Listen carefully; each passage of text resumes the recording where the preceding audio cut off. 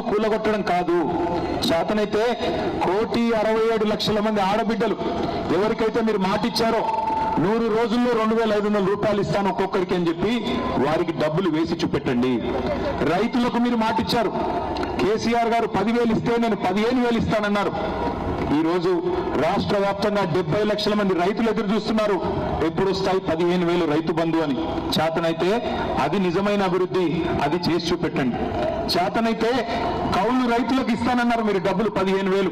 22 లక్షల మంది కౌలు రైతులు ఎదురు చూస్తా ఉన్నారు, మాకు ఎప్పుడు వస్తాయి డబ్బులని.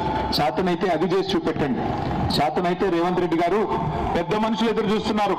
కేసీఆర్ గారు 2,000 రూపాయలు పెన్షన్ ఇస్తే నేను 4,000 ఇస్తానన్నావు కదా. పెద్ద మనుషులందరూ పెద్ద వయసులో ఉండే పెద్దవాళ్ళు ఎదురు చూస్తున్నారు. నిజమైన అభివృద్ధి అంటే మానవ అభివృద్ధి. నిజమైన అభివృద్ధి అంటే పేదలని మధ్యతరగతిలోకి, దిగువ మధ్యతరగతిలోకి తీసుకొస్తే అది అభివృద్ధి. కానీ ఇందిరమ్మ ఇల్లు అన్నారు మీరు హైదరాబాద్ లో. ఒక్క మాట దయచేసి ఇక్కడికి వచ్చిన మా సోదరులని సోదరులని ఆలోచించమని కోరుతా ఉన్నా. ఒక్కటంటే ఒక్క ఇల్లు హైదరాబాద్ లో ఈ ప్రభుత్వం వచ్చాక కట్టారా? ఒక్క ఇల్లు కట్టారా? ఒక్క ఇటుక పెట్టారా? ఒక్క కొత్త రోడ్డు వేశారా? ఒక్క కొత్త ఫ్లైఓవర్ కట్టారా? ఒక్క అండర్ పాస్? కానీ ఎన్ని ఇల్లు కూలగొట్టాడు? ఎన్ని ఇల్లు? హైడ్రా పేరు మీద వేల ఇల్లు. నిన్న చూశారు మీరు, ఖమ్మంలో 1000 ఇల్లు. రాత్రికి రాత్రి ఏదో శత్రు దేశం మీద దండయాత్రకు పోయినట్టు 3,000 మంది పోలీసులను పెట్టుకుని పోయి ఆ గరీబోళ్ళ ఇల్లు కూలగొడితే ఏమొస్తుందయ్యా నీకు? పత్రికా విలేకరులు అడిగారు, అయ్యా ఏమొస్తుంది నీకు ఇట్లా చేస్తే అంటే, నాకు సాడిస్టిక్ ప్లెజర్ వస్తుంది, పైశాచిక ఆనందం వస్తుంది అని ముఖ్యమంత్రి స్వయంగా చెప్తా ఉన్నాడు. ఇట్లాంటి ముఖ్యమంత్రిని ఏమనాలా? అందుకే ఈయన మాటలతో మానుకునే మనిషి కాదు, చేతలతోనే ఈయనకు బుద్ధి చెప్పాలని చెప్పి ఇవాళ కదిలి వచ్చి మీ అందరితో పాటు 3.5 కిలోమీటర్ల పాదయాత్ర పెట్టుకున్నాం. ఇక కూడా ఈ ప్రజాశక్తి, మా మహిళా తల్లులు, మా చిన్న పిల్లలు, ఒక చిన్న పాప వచ్చి నాకు కిడ్నీ బ్యాంక్ ఇచ్చింది. కిడ్నీ బ్యాంక్ లో ఉన్న డబ్బులు ఇచ్చి, సార్ ఇది రేవంత్ రెడ్డికి ఇవ్వండి, డబ్బులు కావాలంటే తీసుకోమనండి, మా ఇల్లు వదిలి పెట్టండి అని చెప్పి చిన్న పాప వచ్చి కిడ్నీ బ్యాంక్ ఇచ్చింది. ఇంకో పాప వచ్చి, సార్ నా టెడ్డీ బేర్ తీసుకోమనండి కానీ మా ఇల్లు వదిలి పెట్టమనండి సార్, మేమేం చేసుకున్నాం. ఇక్కడ వాస్తవం ఏంటి అంటే ప్రభుత్వాలే పర్మిషన్లు ఇచ్చినాయి. అది ఆనాడు కాంగ్రెస్ ప్రభుత్వం కావచ్చు, తర్వాత వచ్చిన టీఆర్ఎస్ ప్రభుత్వం కావచ్చు, మొత్తం ఈ తీరం వెంబడ పర్మిషన్లు ఇచ్చింది జిహెచ్ఎంసీ. ఈ తీరం వెంబడ పర్మిషన్లు ఇచ్చింది మున్సిపల్ కార్పొరేషన్, బండ్లగూడ కావచ్చు, జిహెచ్ఎంసీ కావచ్చు, లేదా ఇంకో కార్పొరేషన్ కావచ్చు. ప్రభుత్వమే పర్మిషన్ ఇచ్చింది, ప్రభుత్వమే ఇల్లు కట్టుకోమని మీకు రిజిస్ట్రేషన్ చేసింది, ప్రభుత్వమే పన్నులు వసూలు చేస్తున్నది. రిజిస్ట్రేషన్ పన్ను వసూలు చేసింది, ఇంటి పన్ను కట్టించుకుంటున్నది, నీళ్ల పన్ను కట్టించుకుంటున్నది, ఎలక్ట్రిసిటీకి బిల్లు కడుతున్నారు. మరి అన్ని నియమాలు పాటిస్తూ రెక్కాడితే గాని డొక్కాడని వాళ్ళు పైసా కూడబెట్టి కట్టుకున్న ఇల్లు. నీలాగా అక్రమ సంపాదనతో కట్టుకున్న ప్యాలెస్లేమి లేవు వాళ్ళకి. కేవలం చిన్న గోళ్ళు, 70 గజాలు, 100 గజాలు, 120, 200 గజాల ఇల్లు మొత్తం ఇక్కడి నుంచి అక్కడికున్నాయి. మధ్యలో ఆర్మీ వాళ్ళందరూ కట్టుకున్న ఇల్లు ఉన్నాయి. వాళ్ళు వచ్చి చెప్తున్నారు, దేశం కోసం ప్రాణాలు అర్పించిన మేము ఆఖరికి కొన్ని డబ్బులు రిటైర్మెంట్ తర్వాత వస్తే వచ్చి ఇక్కడ ఇల్లు కట్టుకున్నాము, మమ్మల్ని కూడా ఎలగొడతారా? దేశం కోసం ప్రాణాలు ఇచ్చిన కుటుంబాలను కూడా మెడలు బట్టి గెట్టేస్తారా? ఇదెక్కడ న్యాయం అని అడుగుతా ఉన్నారు. వాస్తవానికి ఇవాళ మీ అందరికి ఒకటి తెలవాల, మూసీ సుందరీకరణ పేరిట ఇవాళ రేవంత్ రెడ్డి గారి ఆలోచన ఒకటి. ఆనాడు కేసీఆర్ గారి ప్రభుత్వం ఉన్నప్పుడు నిజానికి మేము అన్ని పనులు మొత్తం తయారు చేసి ఈయన చేతిలో వడ్డిచ్చిన విస్తర్ లాంటి రాష్ట్రాన్ని ఈయన చేతిలో పెట్టిపోయాం. అంటారు చూడండి, కట్టిన ఇల్లు పెట్టిన పొయ్యి అన్నట్టు, కట్టిన ఇల్లు పెట్టిన పొయ్యి మంచిగా ఈయన చేతికి అప్పచెప్పినాం. 3,866 కోట్ల రూపాయలతో 32 సివరేజ్ ట్రీట్మెంట్ ప్లాంట్స్ ని ఏర్పాటు చేసింది టీఆర్ఎస్ ప్రభుత్వం. మూసీలోకి శుద్ధమైన నీరు రావాలని జిహెచ్ఎంసీ పరిధిలో 100% సివరేజ్ ట్రీట్మెంట్ కోసం 2021లోనే 4,000 crores ఆల్మోస్ట్ మంజూరు చేసి మేము దిగిపోయే నాటికే 80% పూర్తి చేసిపోయాం. వాళ్ళ రేవంత్ రెడ్డి గారు చేయాల్సింది ఆ 20% మిగతా పని పూర్తి చేసి రిబ్బన్లు కట్ చేయాలా. మిగతా వాటికి ఎట్లాగో కట్ చేస్తున్నాడు కదా రిబ్బన్లు, అట్లాగే వీటికి కూడా కట్ చేయాలి. అట్లాగే ఇంకొకటే ఒక పని ఆయన చేయాల్సింది, మేము నాగోల్ ప్రాంతంలో ఎల్బీ నగర్, ఉప్పల్ నియోజకవర్గాల మధ్యలో ఇదే మూసీ మీద ఒక 5 కిలోమీటర్లు సుందరీకరించాం. ఒక్క ఇల్లు కూలగొట్టలేదు, వాకింగ్ ట్రాక్ నిర్మాణం చేశాం, ఓపెన్ జిమ్లు కట్టినాం, చక్కగా ల్యాండ్స్కేపింగ్ చేశాం, నీళ్లను కూడా పైప్ లైన్ లేసి కిందికి తీసుకొని పోయినాం. ఇవాళ ఏం జరుగుతుంది? దయచేసి ఇక్కడికి వచ్చిన మా ఆడబిడ్డలందరూ నేను కోరుతా ఉన్నా, నిన్న కొంతమంది పోయి చూసి వచ్చారు, కొంతమంది పోయారు, కానీ మిగతా వాళ్ళు కూడా మీరు చూడాలి. ఎందుకంటే ఒక్క ఇల్లు కూలగొట్టకుండా కేసీఆర్ గారు ఎట్లా అయితే మూసీ సుందరీకరణకు పైలట్ మోడల్ గా నాగోల్ ప్రాంతంలో 5 కిలోమీటర్స్ చేశారు. మేము కూడా పోతున్నాం. 5th నాడు మేమందరం ఎమ్మెల్యేస్ అందరం మేము కూడా పోతున్నాం. ఎందుకంటే రాష్ట్ర ప్రజలకు తెలవాలి, ఇల్లు కూలగొట్టకుండా కూడా అభివృద్ధి చేయొచ్చు. డెవలప్మెంట్ అంటే డిస్ట్రక్షన్ తోనే చేయాల్సిన అవసరం లేదు. ఇవాళ కేసీఆర్ గారు చేసిన పని మీరెందుకు చేయరు? కేసీఆర్ గారు ఏనాడైనా పేదవాళ్ళ మీద ఈ రకంగా ఇరుచుకొని పడ్డారా? పేదవాళ్ళు మధ్యతరగతి ప్రజలంటే చాలా అల్క కనబడుతున్నారా నీకు? నేను అడుగుతున్నా ఒక్క మాట, రేవంత్ రెడ్డి గారు, మీకు ఆల్రెడీ కేసీఆర్ గారు కట్టించిన సీఎం క్యాంప్ ఆఫీస్ ఉన్నది, మీ ఉప ముఖ్యమంత్రి గారు ఇవాళ అక్కడ ఉంటున్నారు, మీరేమో రెండో ఇల్లు కడుతున్నారు. ఇవాళ ముఖ్యమంత్రి క్యాంప్ ఆఫీస్ పేరిట 200 కోట్ల రూపాయలతో మర్రి చెన్నారెడ్డి ఇన్స్టిట్యూట్ లో జూబ్లీ హిల్స్ మధ్యలో ఇవాళ ముఖ్యమంత్రి గారు విలాసవంతమైన 2 ఎకరాల ఇల్లు కడుతున్నాడు. ఆ ఇంటి కాంపౌండ్ వాల్ నిర్మాణానికి, ఆ ఇల్లు కాంపౌండ్ వాల్ నిర్మాణానికి మొన్ననే 9 కోట్ల రూపాయలతో టెండర్ పిలిచాడు. కాంపౌండ్ వాల్కే 9 కోట్లు అంటే ఇంటికి 200 కోట్లు అవుతుందా కాదా? కాంపౌండ్ వాల్కు 9 కోట్లు అంటే ఈయన కట్టుకునే కోటకి చుట్టూ కంచెలు కడుతున్నాడు. ఉప ముఖ్యమంత్రి భట్టి విక్రమార్క గారికి ఇదివరకు కేసీఆర్ గారు ఉన్న ఇల్లు ముఖ్యమంత్రిగా ఆ ఇంట్లో ఆయన ఉంటున్నాడు. ఆయనకు మధ్యలో ఇంకో ఇల్లు ఉంది, క్యాంప్ ఆఫీస్. 2 ఇండ్లు ఉన్నాయి, కానీ ఇవి 2 సరిపోవట్లేదంట. 3వ ఇల్లు ఇప్పుడు ఖమ్మంలో కడుతున్నారు ఉప ముఖ్యమంత్రి గారి కోసం. అంటే ముఖ్యమంత్రికి 2 ఇండ్లు ఉండాలా, ఉప ముఖ్యమంత్రికి 3 ఇండ్లు ఉండాలా, కానీ పేదవాడికి ఒక్కటి కూడా ఉండకూడదా? పేదవాడికి ఉండే 200 గదాల ఇల్లు కూడా నీకు కంటగింపుగా మారిందా? ఇదేనా నీతి? రేవంత్ రెడ్డి గారు, మేము 1,00,000 డబుల్ బెడ్రూమ్ ఇల్లు కట్టాం హైదరాబాద్ లో. నేను నిన్ను సవాల్ చేస్తున్నా, నేను రాజకీయ సన్యాసం తీసుకుంటా, హైదరాబాద్ లో ఒక్క ఇల్లు కట్టినట్టు చూపెట్టి ఈ రోజుకి నేను రాజకీయ సన్యాసం తీసుకుంటా. ఎన్ని వేల ఇల్లు కూలగొట్టావు, ఎంతమంది ఆస్తులు కొల్లగొట్టావు. నువ్వు వచ్చినాక ఆల్రెడీ రియల్ ఎస్టేట్ డామ్ అన్నది. పాపం కష్టపడి ప్లాట్లు కొనుక్కుంటారు. చేవెళ్లలో, మొయినాబాద్ లో, అజీజ్ నగర్ లో, ఇంకా పైకి పోయి వికారాబాద్ దగ్గర చిన్న ప్లాట్లు కొనుక్కుంటారు మధ్యతరగతి ప్రజలు. 200 గదాలు, 300 గదాలు, అన్ని రియల్ ఎస్టేట్ ఇప్పటికీ డామ్ అన్నది. ఉన్న వాటిని కూడా ఇవాళ మూసి పేరిటను ధ్వంసం చేస్తే ఏ రకంగా బతుకుతారు? మేము ఈ ప్రభుత్వానికి చేసే డిమాండ్ ఒకటే.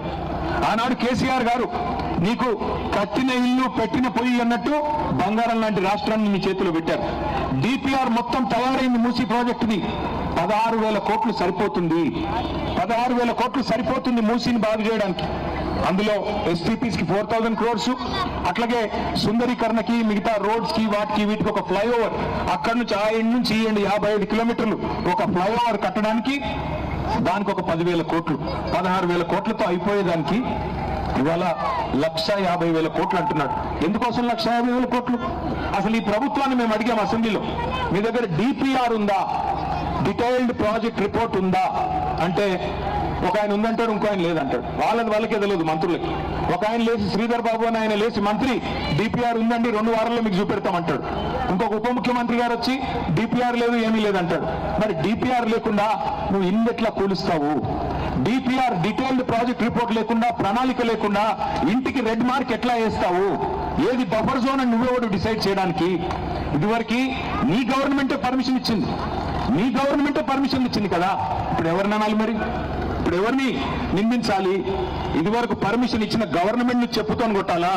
పర్మిషన్ ఇచ్చిన అధికారులను చెప్పుతో కొట్టాలా? లేదా ఇవాళ ముఖ్యమంత్రిగా ఉండి గాంధీ కుటుంబానికి, రాహుల్ గాంధీ గారి కంటే ఆయన 1000 కోట్లు పంపిస్తాడంట నెలకి, అందుకోసం మన ఇల్లు కొల్లగొడతాడంట. దయచేసి నేను విజ్ఞప్తి చేస్తా ఉన్నా, ఇక్కడికి వచ్చిన మా ఆడబిడ్డల్ని, మీ అన్నదమ్ముల్ని ఒక్కటే గుర్తుపెట్టుకోండి.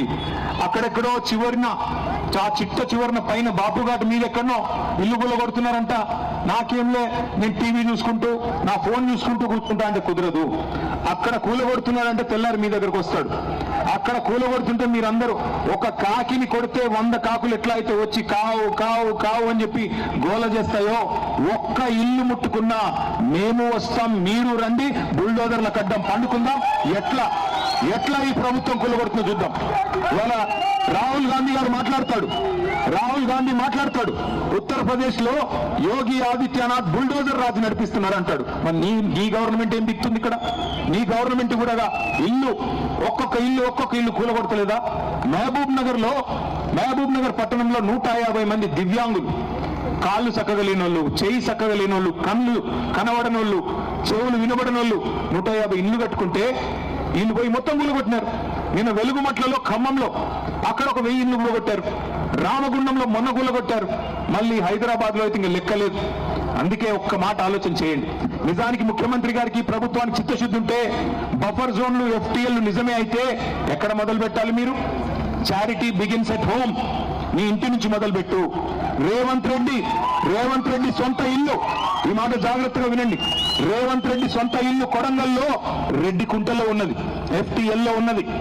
ఫుల్ ట్యాంక్ లెవెల్లో చెరువు లోపల రేవంత్ రెడ్డి ఇల్లు ఉంటుంది. దాన్ని కూలగొడతారా ఎవడన్నా? అధికారికి దమ్ముందా? ఎవరికన్నా ఉండదు. ముఖ్యమంత్రికి సిగ్గుందా? నీవు ఇల్లు FTL లో కట్టుకోవచ్చు. మీ అన్న దుర్గం చెరువులో తిరుపతి రెడ్డి FTL లో ఇల్లు ఉంటుంది, దాన్ని కూలగొట్టవు. పక్కన హిమాయత్ సాగర్ లో నీ మంత్రి పొంగులేటి శ్రీనివాసరెడ్డి ఇల్లు బఫర్ లో ఉంటది, దాన్ని కూలగొట్టవు. నీ చీఫ్ విప్ పట్నం మహేందర్ రెడ్డి ఇల్లు చెరువు మధ్యలో ఉంటది, అది ముట్టవు. కానీ పేదవాడి కాడికి వచ్చేసరికి తేరగా దొరికిండ్రు. వీళ్ళకి ఎవడు మాట్లాడతాడులే, వీళ్ళ కోసం ఏం చేస్తారులే, వీళ్ళతో ఏమైతుందిలే అనుకొని నీ ఇష్టం వచ్చినట్టు నీ అబ్బా జాగీర్ అన్నట్టు 50 మీటర్ల బఫర్ జోను. ఎవరు చెప్పమన్నాడు నేను 50 మీటర్లు? ఏ శాస్త్రీయత ఆధారంగా నిర్ధారించినావు? 50 మీటర్లు ఎక్కడి నుంచి వచ్చింది? గతంలో 7 మీటర్లు ఉన్నది, ఇలా 50 మీటర్లు ఎట్లా అయింది? నీ ఇష్టమా? దయచేసి ఆలోచించండి. ఇటు 150 ఫీట్లు, అటు 150 ఫీట్లు అంటే 1,50,000 ఇల్లు, 55 కిలోమీటర్ల పరిధిలో 1,50,000 కుటుంబాలు ఇవాళ దెబ్బతినబోతా ఉన్నాయి. ఒక్క మీ రాజేంద్ర నగర్ నియోజకవర్గంలో 10,000 ఇల్లు కావచ్చు, తమ్ముడు కార్తీక్ రెడ్డి చెప్పినట్టు. కానీ వాస్తవానికి 1,50,000 ఇళ్లను, 1,50,000 కుటుంబాలను రోడ్డున పాడేసి ఏం సాధిస్తావు రేవంత్ రెడ్డి గారు? 16,000 కోట్లతో మేము డీటెయిల్ ప్రాజెక్ట్ రిపోర్ట్ నీకు ఇస్తాం. ఒక్క ఇల్లు కూలగొట్టకుండా మేము చూపెడతాం. చెయ్యి, దమ్ముంటే నీకు చేతనైతే చెయ్యి. ఇవేవీ లేవు. పేదలకు ఇస్తాన్న డబ్బులు లేవు, 100 రోజుల్లో చెప్పిన హామీలు లేవు. కానీ కమిషన్లు వచ్చేదానికి కావాల. రైతు బంధు వేయడు, ఎందుకు కమిషన్ రాదు? పేదవాడికి పెన్షన్ ఇస్తే కమిషన్ రాదు, తులం బంగారం ఇస్తే కమిషన్ రాదు. కానీ ఇక్కడ రియల్ ఎస్టేట్ చేస్తే కమిషన్ వస్తుంది కదా. అందుకే ఒక రియల్ ఎస్టేట్ బ్రోకర్ ఇవాళ ఈ రాష్ట్రాన్ని నడుపుతున్నాడు. నేను ఇంత హార్ష్ గా మాట్లాడడం మంచిది కాదు, కానీ తప్పట్లేదు. మీ ఆవేదన చూసిన తర్వాత, మీ బాధ చూసిన తర్వాత, మీ కోపం చూసిన తర్వాత, చిన్న పిల్లలు వచ్చి మాట్లాడుతున్న పద్ధతి చూసిన తర్వాత అనిపిస్తున్నది. మేము మీకు ఒకటే మాట ఇస్తా ఉన్నాం. పెద్దలు కేసీఆర్ గారి తరఫున ఒకటే ఒక మాట, 2 ఏళ్లు కాపాడుకోండి మీ భూముల్ని, మీ ఇళ్ళని. 2 ఏళ్లు తర్వాత మేము వస్తున్నాం. మీ దయతో మళ్ళీ వస్తాం. కేసీఆర్ గారు మళ్ళీ ముఖ్యమంత్రి అవుతారు. మీకు ఖచ్చితంగా మీ ఇంటికి కాదు కదా, మీ ఇంటి మీద సున్నం కూడా ఎవడు ముట్టకుండా చూసుకునే బాధ్యత నాది. ఈ 2 ఏళ్లు కాపాడుకుందాం. ఈ 2 ఏళ్లు కాపాడుకోవాలి. ఎందుకంటే ఈ దుర్మార్గం నుంచి ఒక మీ ఇళ్ళని కాదు, తెలంగాణను కూడా కాపాడుకోవాలి. ఈ 2 ఏళ్లు మొత్తం కూలగొట్టడం, విధ్వంసం తప్ప నిర్మాణం తెలియని సన్నాసి ఈ దుర్మార్గం నుంచి, ఈ భూ బకాసురుడి నుంచి, ఈ రియల్ ఎస్టేట్ బ్రోకర్ నుంచి ఈ రాష్ట్రాన్ని కాపాడుకోవాల్సిన బాధ్యత మనందరి మీద ఉంది. మీ అందరితో ప్రార్థన, మీ అందరితో నా రిక్వెస్ట్ ఒకటే, దయచేసి గుర్తుపెట్టుకోండి. ఒక్కడి మీదకి వస్తే మనందరి మీదకి వచ్చినట్టే. మన ఇంట్లో కూర్చుని మనం ఏసీ గదిలో ఉంటే కుదరదు. మనం కూడా రోడ్డు ఎక్కాల్సిందే, సందర్భం వచ్చినప్పుడు పోరాడాల్సిందే. లేకపోతే తెల్లారి బుల్డోజర్ మీ ఇంటికి వస్తుంది. అక్కడెక్కడో కొడుతున్నారు కదా నాకేమి అనుకుంటే కుదరదు. తెల్లారి మీ ఇంటికి వస్తారు. మేమందరం ఎట్లా ఉంటాం? మేము ఎక్కడ పోం. మీరు కూతవేడు దూరంలో ఉన్నాం. మేము తమ్ముడు కార్తీక్ రెడ్డిది ఈరోజు నిజానికి జన్మదినం, ఇలా ఆయన బర్త్డే. కానీ బర్త్డే రోజు కూడా పండుగ చేసుకునే వాతావరణం లేదు నియోజకవర్గంలో. కాబట్టి నాకేం వద్దు, నేను మీతో పాటు ఎండలో నడుస్తా అని చెప్పి తమ్ముడు కూడా ఇవాళ మీతో పాటు రోడ్డు మీద ఉన్నాడు. నేను ఒకటే కొడతా ఉన్నా, ఆయన ఒక్కడే కాదు, మొత్తం కేసీఆర్ గారి బృందం మీతో ఉంది, కేసీఆర్ గారు మీతో ఉన్నారు. 2 ఏళ్లు కాపాడుకుందాం. నేను అడిగేది అంతకంటే ఎక్కువ కాదు. ఒక్క 2 years కాపాడుకుంటే తర్వాత మీకు మీ ఇంటి మీద సున్నం కూడా ఎవరు ముట్టకుండా నేను చూసుకుంటా. దయచేసి లీగల్ బ్యాటిల్ చేద్దాం అవసరమైతే. మా విషయలక్ష్మి, మా లలితారెడ్డి గారు ఇక్కడ ఉన్నారు, మా అడ్వకేట్. గతంలో కూడా మీకు అండగా నిలబడ్డారు. లలిత అదేవిధంగా మా లీగల్ సెల్ మొత్తం మీకు అండగా ఉంటుంది. మీరు రూపాయి కూడా ఖర్చు పెట్టుకునే అవసరం లేదు. న్యాయ పోరాటం మీ తరఫున మేం చేస్తాం. ఎందుకంటే ప్రభుత్వం ఇవాళ మీకు ఆఫర్లు ఇస్తుంది. మాకు తెలిసింది, ఒక అపార్ట్మెంట్ వాళ్ళకి ఆఫర్ ఇచ్చారంట, 90 లక్షలు ఇస్తాం అపార్ట్మెంట్కి, మీరు ఖాళీ చేసి వెళ్ళిపోండి, మేము గాంధీ బొమ్మ పెట్టాలి అని. వాడు 90 లక్షలు ఇస్తానన్నా, 1 కోటి రూపాయలు ఇస్తానన్నా, దయచేసి మీరు కొద్ది మంది లొంగిపోయినా మీ యూనిటీ దెబ్బతింటుంది. కాబట్టి జాగ్రత్తగా ఉండండి. జాయింట్ యాక్షన్ కమిటీస్ వేసుకోండి, ఐకమత్యంగా ఉండండి. మీ ఐకమత్యం చెదిరిపోతే మిమ్మల్ని మేము కాపాడలేము. మీరు ఐకమత్యంగా లేక